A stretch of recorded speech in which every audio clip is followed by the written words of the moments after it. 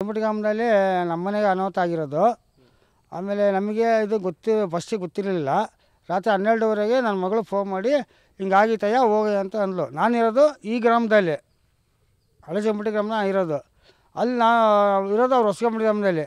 ಆಮೇಲೆ ಅವ್ರು 4 ಜನ ಬೈನ್ ಜೊತೆಗೆ ನನ್ನ ಮಗಳು ಹೇಳಿದ್ಮೇಲೆ ಹೋದ್ವಿ.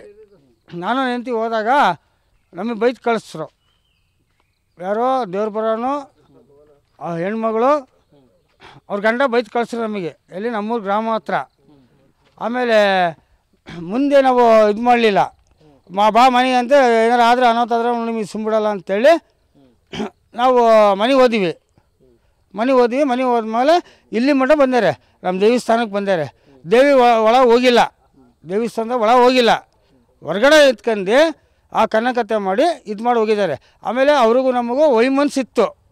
ವೈಮನ್ಸು ಅಂದರೆ ಹಿಂಗೆ ನಾವು ವಾಲ್ಮೀಕಿ ಜಯಂತಿ ಮಾಡ್ಬೇಕಾರೆ ಮಗು ಹಿಂದ್ಗಡೆಯಿಂದ ಬಂದು ಬುಡ್ಡೆ ಹೊಡೆದಿದ್ದ, ಅವನೇಯ ಬುಡ್ಡೆ ಹೊಡೆದಿದ್ದ.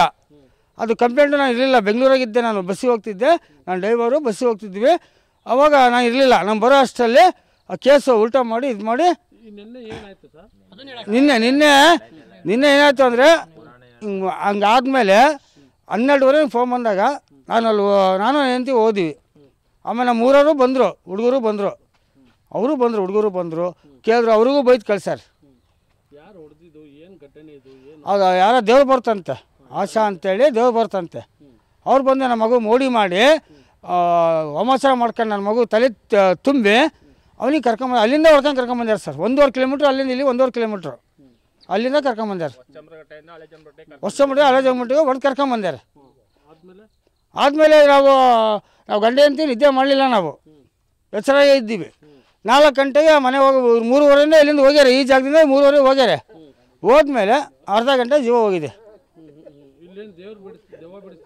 ಹಾಂ, ದೆವ್ವ ಬಿಡಿಸಿದ್ರೆ ಅಲ್ಲಿಂದ ಕರ್ಕೊಂಬಂದಿರೋದು. ಸಂತೋಷ, ಆಶಾ, ನನ್ನ ಮಗುನ ಕರ್ಕೊಂಬಂದ ಜೊತೆಗೆ ನಮ್ಮ ಮಗುಗೂ ನಾವು ಹೋದ್ವಿ. ನಮ್ಮ ಮಗುಗೂ ಬಿಡಕೊಟ್ರು. ನಮ್ಮಯ್ಯ ನಮ್ಮ ಚಿಕ್ಕಮ್ಮ ಬಿಡುಗರು ಅಂತ ನಮ್ಮ ಮಾತೇ ಕೇಳಂಗಿಲ್ಲ ಅವರಿಬ್ಬರು. ನಮಗೂ ತಲ್ತಾ ಹುಡುಗರು ಬಂದಿರು, ಊರವರು ಬಂದಿರು, ಹುಡುಗರು ಇಲ್ಲೇ ಅದಾರ ಅವರು. ಕೇಳ್ರಿ, ಹಾಂ, ಕೋಲಾಗೆ ಹೊಡ್ಕೊಂಬಂದಿರ ಸರ್ ಅಲ್ಲಿಂದ. ಆಮೇಲೆ ಇದು ಬೇರೆ ಇಟ್ಟಿದ್ರು, ಕಲ್ಲೆಲ್ಲ ತಗೊಂತಿರಲ್ಲ, ನೀವು ತೋರಿಸಿವಲ್ಲ, ಅದು ಕಲ್ಲಿಟ್ಟದ್ದು ಅಲ್ಲಿ, ಅದು ನಮಗೆ ಗೊತ್ತಿರಲ್ಲ. ಹೇಳಿದ್ರು ಅವರು, ಮುಸ್ಲಿಮ್ಸ್ ಒಬ್ಬರು ಹೇಳಿದ್ರು ನಮಗೆ, ಹಿಂಗೆ ಕಲ್ಲೆಲ್ಲ ಇಟ್ಟಿದ್ರು ಅಂತೇಳಿ. ಅದೇ ದೆವ್ವ ಬೈಂದ ನಾನು ಬಿಡಿಸ್ತೀನಿ ಅಂತ. ದೆವ್ವ ಸರ್ ಬಂದಿಲ್ಲ ಸರ್. ಮತ್ತಿಗೆ ಸೊಸಿಗೆ ಟೆನ್ಷನು, ಮನೆ ಹಿಂಗೆ ಅಂತೇಳಿ ದೆವ್ವನ ಇದ್ದಿಲ್ಲ. ಇವು ನಮ್ಮ ಮಗುವಿಗೆ ಹೋಮಾಚಾರ ಮಾಡ್ಕೊಂಡು ನಮ್ಮ ಮಗು ತುಂಬಿ ಇವು ಕರ್ಕೊಂಬಂದಿರೋ, ದುಡ್ಡಿನ ಆಸೆಗೆ ಕರ್ಕೊಂಬಂದಿರೋದು ಇವಳು. ಅವಳಿಗೆ ಒಂದು ತಿಂಗಳ ಸರ್ ಬರಕತ್ತೆ ಅಷ್ಟೇ. ಇದುವರೆಗೂ ನಮ್ಮೂರ ಇಂಥ ಘಟನೆ ನಡೆದೇ ಇಲ್ಲ. ನಮ್ಮೂರು 300 ವರ್ಷ ಇತಿಹಾಸ ಇದೆ ನಮ್ಮ ದೇವ್ರದ್ದು. ಯಾರ ಮೇಲೆ ದೇವ್ರು ಬಂದರೂ ಇತಿಹಾಸನೇ ಇಲ್ಲ. ಆ ಥರ ಮಾಡಿಲ್ಲ ನೋಡಿ ಸರ್. ಅವರು ಉದ್ದೇಶಪೂರ್ವಕವಾಗಿ ನಮ್ಮ ಮನೆ ಆಟ ಹಿಡ್ಕೊಂಡೇ ಮಾಡಿರೋದು. ನಾವು ಅವರ ಜಾತ್ರೆ ಒಂದೇ, ನಮಗೆ ಅವ್ರಿಗೆ ಸಂಬಂಧ ಇಲ್ಲ. ಯಾರಿಗೆ? ಶಿಕ್ಷೆ ಆಗ್ಬೇಕು ಸರ್, ಅವ್ರಿಗೆ ಶಿಕ್ಷೆ ಆಗಲೇಬೇಕು. ಈಗ ಹೋಮಾಚಾರ ಎಲ್ಲ ಈಗಿನ ಕಾಲದಾಗ ಇದು ಮಾಡ್ಕೊಂಡು ಹೋಗ್ತಾರ. ನಾವು ಬರ್ತೀವಿ, ದೇವಸ್ಥಾನ ಕೈ ಮುಗಿತೀವಿ, ಎಲ್ಲರೂ ಬರ್ತಾರೆ, ಕೈ ಮುಗಿತಾರೆ, ಹೋಗ್ತಾರೆ. ಇವೆಲ್ಲ ಮಾಡೋ ಅಂತಾರೆ ಸರ್. ಗೊತ್ತಿಲ್ಲ ಮಗುಗೆ ಹಿಂಗೆ ಮಾಡ್ಕೊಂಡು ಇವರು ದುಡ್ಡಿನ ಆಸೆಗೆ ಹಿಂಗೆ ಮಾಡ್ಕೊಂಡಿದ್ರೆ ಊರ ಹೇಳ್ಬೇಕು ಸರ್. ಇದು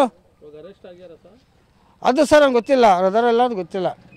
ಮನೆ ಬೀಗ ಹಾಕಿದೆ, ಮನೆಗೆ ಇಲ್ಲ ಅವರು.